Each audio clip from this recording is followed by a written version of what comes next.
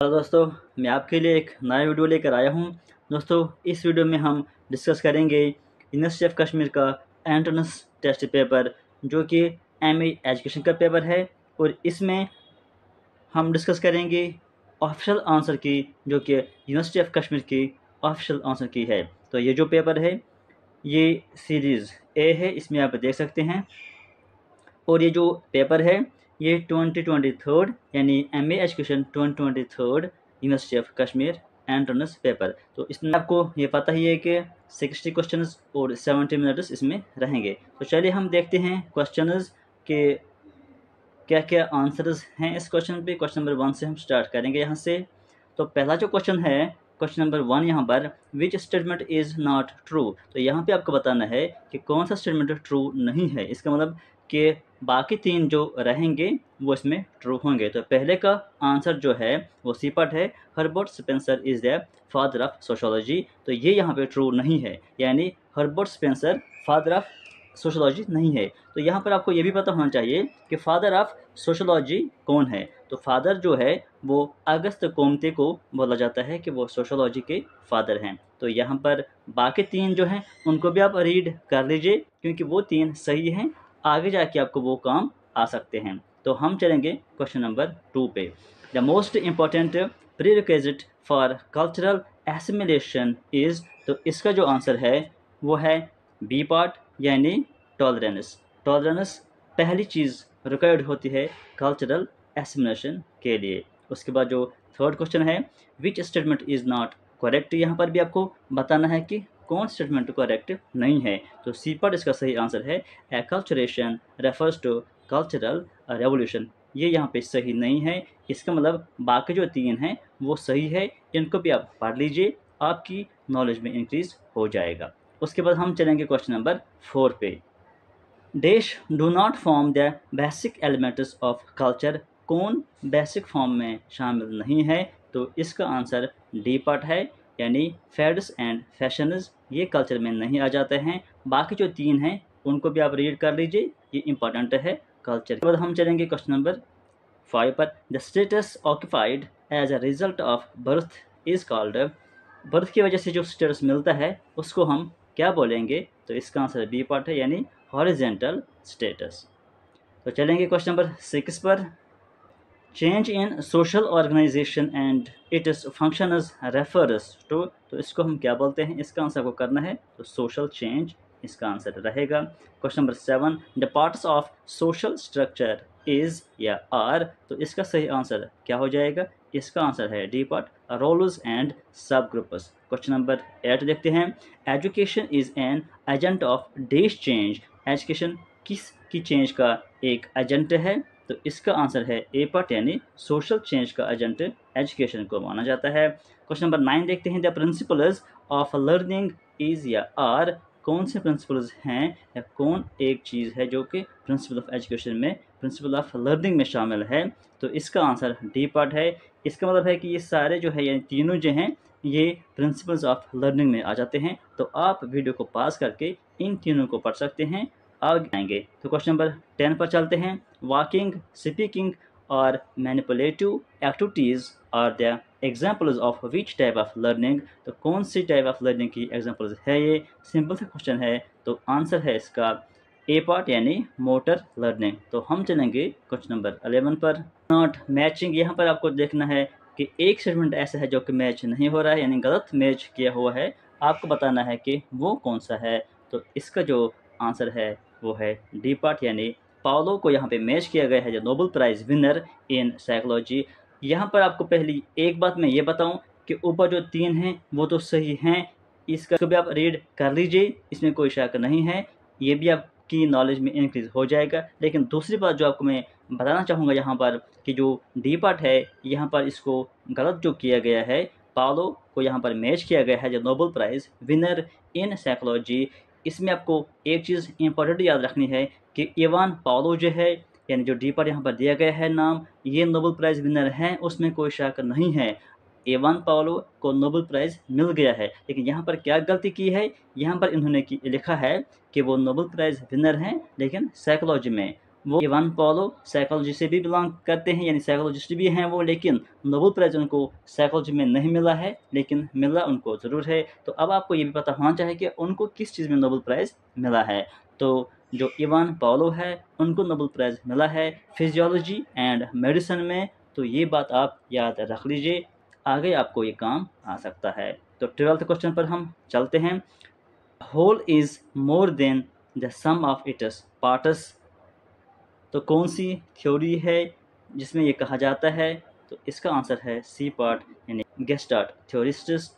उसके बाद question number 13 देखते हैं। विच statement is true about intelligence. कौन सा स्टेटमेंट यहाँ पर ट्रू है इंटेलिजेंस की अगर हम बात करेंगे? तो डी पार्ट इसका सही आंसर है, it is the ability to carry out abstract thinking. 14th question देखते हैं। Choose the correct match. यहाँ पर भी आपको देखना है कि कौन सा एक जो है करेक्ट है, यानी इसका मतलब है कि बाकी 3 इनकरेक्ट रहेंगे। तो क्वेश्चन नंबर 14 का जो आंसर रहेगा डी पार्ट, यानी स्पेयरमैन ब्रिटिश ओरिजिन हैं, बाकी 3 यहाँ पर जो हैं वो सही नहीं है। उसके बाद 15th question. The book abilities of man is a record work of, यानी किसने ये बुक लिखी है एबिलिटीज़ ऑफ मैन? तो आंसर है इसका डी पार्ट, स्पेयरमैन। तो उसके बाद 16 देखते हैं। Kohs block test design of intelligence is a part of. कौन से टेस्ट का ये पार्ट है? तो इसका जो आंसर है बाटिया बैटरी टेस्ट, इसी का एक पार्ट ये टेस्ट भी है। तो हम चलेंगे 17th क्वेश्चन पर। National autonomy was given by, किसने दिया था? GW ऑलपॉट। क्वेश्चन नंबर 18 देखते हैं। Which of the primary body types of Sheldon's is true. तो इसका आंसर है डी पार्ट, यानी ऑल ऑफ द अबव। इन तीनों उसमें शामिल थे, को आप याद रखिए, एक्टोमॉर्फिक, मेसोमॉर्फिक एंड एंडोमॉर्फिक। चलते हैं 19th क्वेश्चन पर। Which statement is true about rationalisation. कौन सा सही है? ए पार्ट सही है, explaining one's shortcoming in such a way as to avoid responsibility. 20th question देखते हैं। Dash is the most primitive part of personality which supplies energy and which demands immediate gratification of needs, drives and desires। तो क्या इसका सही answer आ जाएगा? C part है, ईड। ये जो फ्राइड की थ्योरी है, 3 चीज़ें उसमें कहा गया है, ईड, ईगो एंड सुपर ईगो। तो उसमें से ईड के अंदर ये कैरेक्टरिस्टिक्स आ जाते हैं। तो 21 देखते हैं। A term describing individuals with levels of intelligence, outstanding abilities and capacities for high performance। तो कौन सा है वो जिसमें ये सारी चीज़ें होती हैं, यानी outstanding abilities and capacities for high performance, उसको हम क्या बोलते हैं? ए पार्ट है, यानी गिफ्टेड चाइल्ड, उसको हम बोलते हैं। तो dash usually includes individuals with IQ from approximately 20-25 to 35-40। तो उसको हम क्या बोलते हैं? आंसर है B part, severe mental retardation. 23 देखते हैं। The process of bringing exceptional children of whatever condition into classrooms for their education, इसको हम क्या बोलेंगे? मेन स्ट्रीमिंग बोलेंगे इसको। 24 देखते हैं। Assisting peoples to obtain the necessary knowledge about various career या occupations, तो इसको हम बोलेंगे वोकेशनल गाइडेंस। सिंपल सा क्वेश्चन है। 25 क्वेश्चन देखते हैं। The art of education will never attain complete clearness without philosophy। तो इसका आंसर क्या है? सी पार्ट, यानी फिच ने ये कही थी बात। 26 देखते हैं। Which of the following branches of philosophy deals with the problems of knowledge. तो प्रॉब्लम्स ऑफ नॉलेज जो है कौन सी फिलोसफी का ब्रांच है? एपिस्टेमोलॉजी, यानी बी पार्ट इसका सही आंसर हो जाएगा। 27 क्वेश्चन देखते हैं। As a branch of philosophy is concerned with axiology, को हम वैल्यूज बोलते हैं। 28 देखते हैं। Philosophy and education are the two sides of same coin because philosophy dash. तो इसका आंसर ए पार्ट है, यानी provides the basis for the entire structure of education. 29 question है। Life is glorious and must be lived in a glorious manner, कौन सा approach है ये? Idealistic approach है ये। 30 क्वेश्चन देखते हैं। Dash school of philosophy believes in super natural reality और एसेंस, इसका भी आंसर आइडियलिज्म हो जाएगा। तो 31 देखते हैं। Who is credited to have advocated the project method of teaching learning strategy, ये क्वेश्चन यहाँ पर इंपॉर्टेंट है। इसमें आपको दो चीज़ें याद रखनी हैं। ये जो प्रोजेक्ट मेथड है, इसका जो ऑरिजिन है यानी पहले जो दिया है वो जॉन डिवे ने दिया था, लेकिन इसको जो आगे प्रोपाउंड किया था वो दूसरे बंदे थे जो कि जॉन डिवे के शागिर्द यानी पीपल थे, तो उनका नाम विलियम किलपात्रिक था। तो यहाँ पर बात की गई है कि हु एडवोकेटेड, अगर इसमें हम देखेंगे तो उस हिसाब से ये क्वेश्चन का आंसर होना चाहिए था किलपात विलियम किलपात्रिक, क्योंकि यहाँ पे ऑरिजिन की बात नहीं कही थी तो उस हिसाब से यहाँ पर विलियम किलपात्रिक आंसर होना चाहिए, लेकिन वो इस ऑप्शन में नहीं है। तो अब यहाँ पर हम मान के चलते हैं कि ये ऑरिजिन ही पूछा गया है कि किसने ये मेथड दिया है, तो जॉन डिवे ने ही मेथड दिया है। अब यहाँ पर भी दो चीज़ें होती हैं कि जॉन डिवे जो है वो दो यहाँ पर ऑप्शन में दिया गया है। इसमें आपको ये भी देखना है कि John Dewey of American origin या John Dewey of British origin. तो जॉन डिवे जो थे वो अमेरिकन थे, तो बी पार्ट इसका सही आंसर हो जाएगा।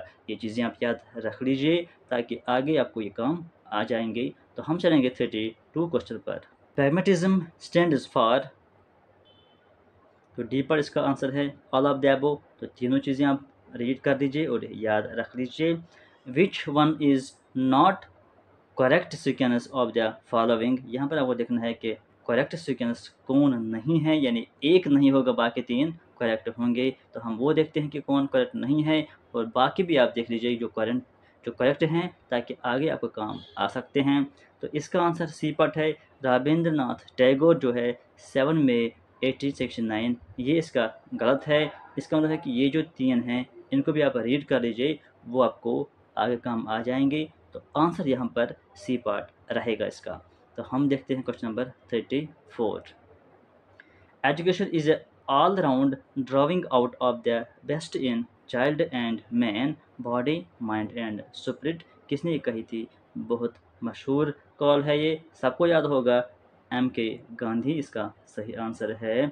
35 देखते हैं। Education is the autonomous development of the individual, तो ये बात किसने कही है? बी पर इसका आंसर है M.K. गांधी, यानी ये भी गांधी ने ही कही थी।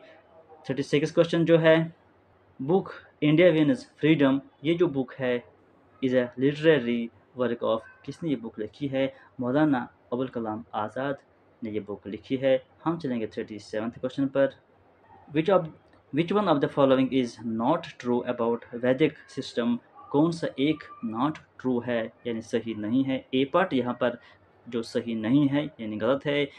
याजूस is a term which is derived from यजदी मीन्स रेस्पेक्ट एंड संगठन, तो ये यहाँ पर आंसर यही है, लेकिन यही एक है इन चार में से जो कि सही नहीं है। तो इसका मतलब है कि ये तीन भी आप पढ़ लीजिए और याद रखिए, ये तीन सही स्टेटमेंट्स हैं, आगे आपको ये काम आ सकते हैं।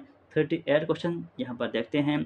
Choose the correct one from the following, यहाँ पर चार ऑप्शन हैं, चार में से एक स्टेटमेंट करेक्ट है, आपको वो चूज़ कर लेना है, बाकी तीन करेक्ट नहीं हैं।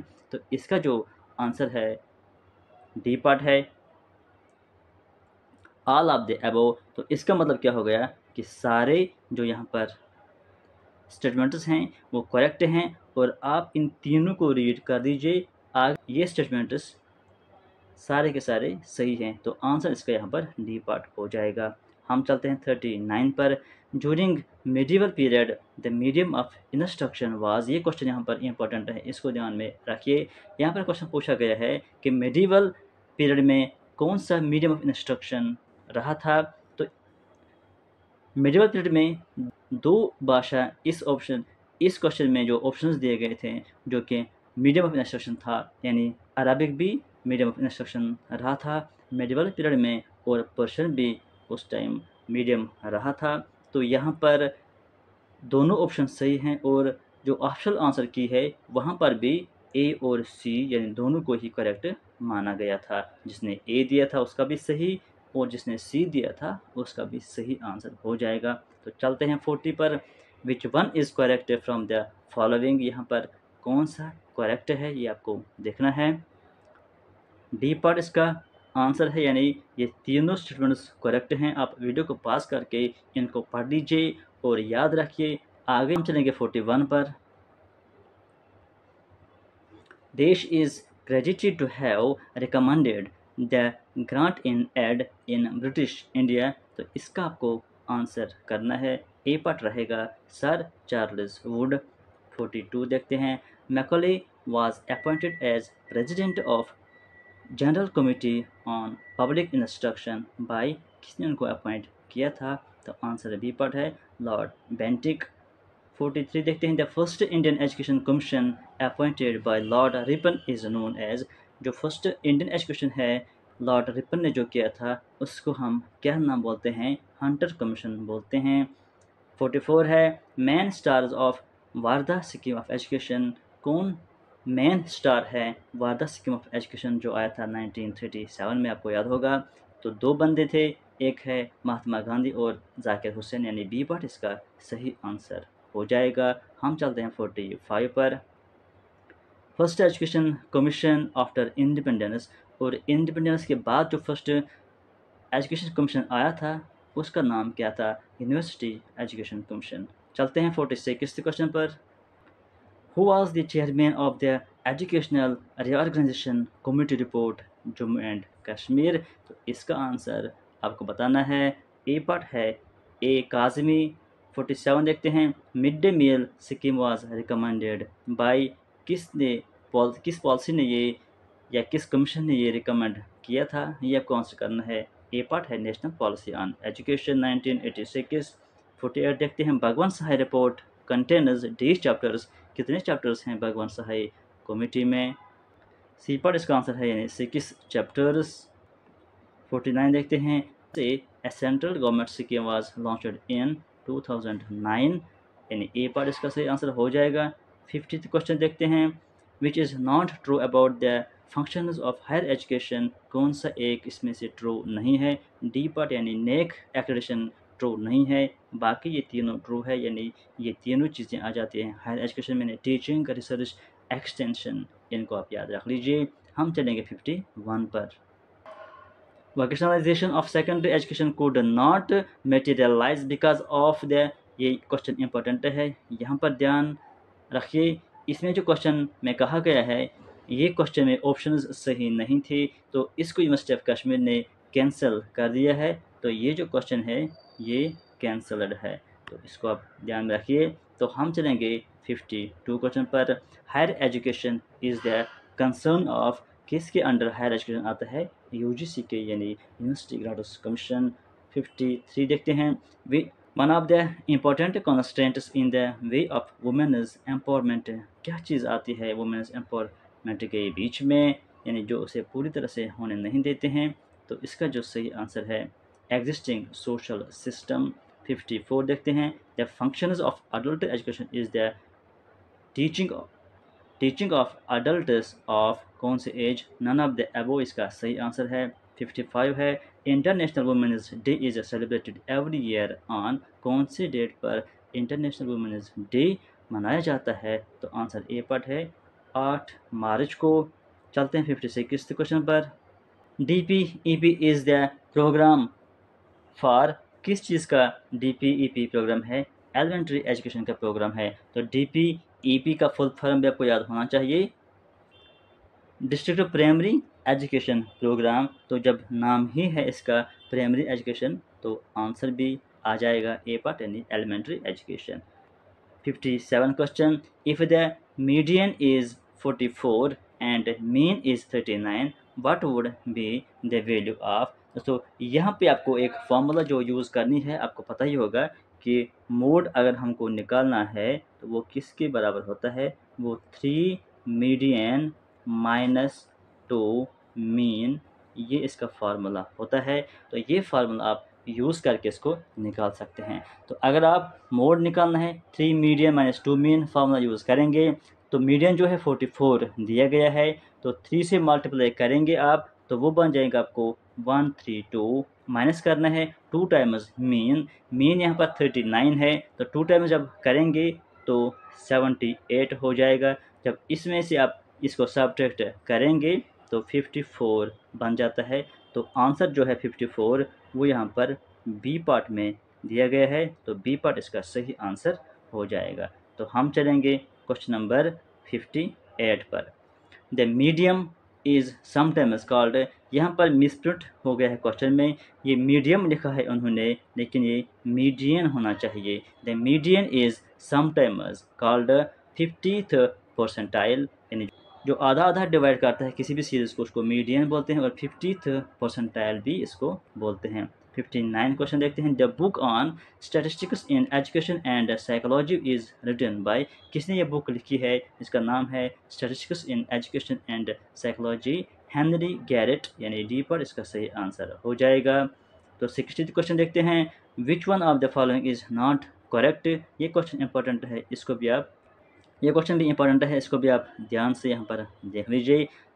कौन सा करेक्ट नहीं है? पहली बात तो वो है, यानी एक करेक्ट नहीं होगा, बाकी 3 करेक्ट होंगे। तो इसका जो सही आंसर इसका बी पार्ट है।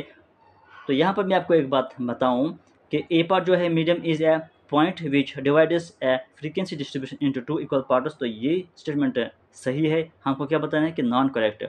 तो दूसरा ऑप्शन जो है mode is that major which occurs most frequently, यहाँ पर आप एक बात याद रखिए, बहुत सारे बच्चे जो होते हैं वो यहाँ पर गलती करते हैं कि वो स्टेटमेंट्स को आधा ही पढ़ लेते हैं, क्योंकि टाइम के चक्कर में वो सोचते हैं कि हम स्टेटमेंट को आधा पढ़ेंगे, समझ में आ जाएगा तो ठीक करेंगे, टाइम बचाना है, बाकी क्वेश्चन भी करने हैं। तो इसमें आपको ध्यान रखना है।